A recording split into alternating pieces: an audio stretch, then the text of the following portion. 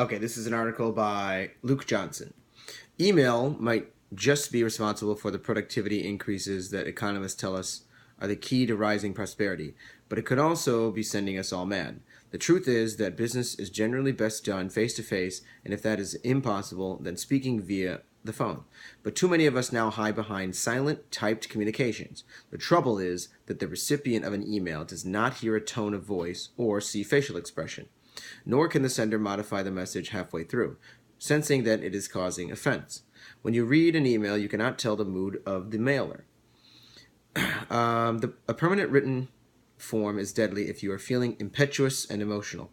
Too often, I have made the mistake of sending an irritable response, which will have festered and angered the other end much more than a difficult telephone exchange. Spoken words fade, but email is forever. It's so much easier to be tough via email, or to get away with weak excuses, or to make things up, or to say no. Almost invariably, it is more human and serious to have a real discussion rather than a bizarre online conversation. I know employees who have been fired for sending abusive emails or have faced severe legal consequences for writing something they should have just said verbally. Everyone in business finds their inbox is almost swamped every day with spam.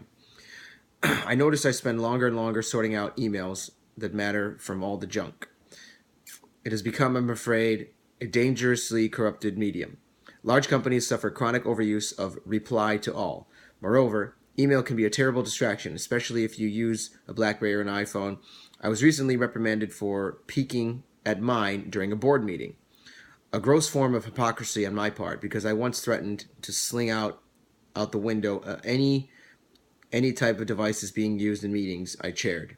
I now have vowed to switch off both iPhone and mobile in all meetings.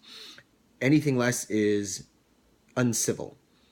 It must be admitted that email is hard to beat as a transmitter of documents and data.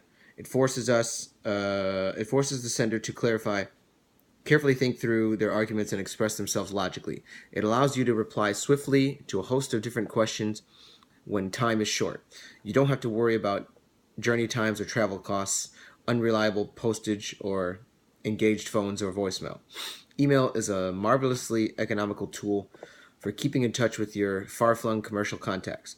You can send them a note at your leisure, 24 hours a day. It's also a terrific method of discreetly and directly pitching to someone powerful. It certainly beats trying to get a meeting or even reach them on the phone. Like it or not, I could not do my job without email. Meanwhile, I know a senior financier, an ex-chair of a FTSE company, who still has his secretary print out his emails for him to read so he can then dictate replies for her to reply. Now that is really mad.